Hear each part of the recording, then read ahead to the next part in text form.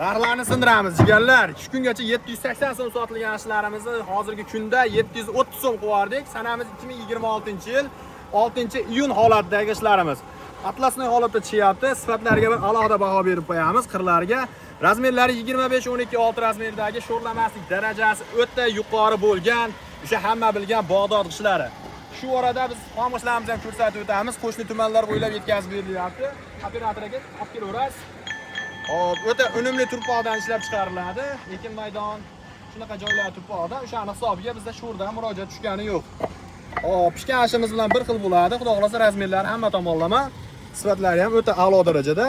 Vodiyning standart g'ishi.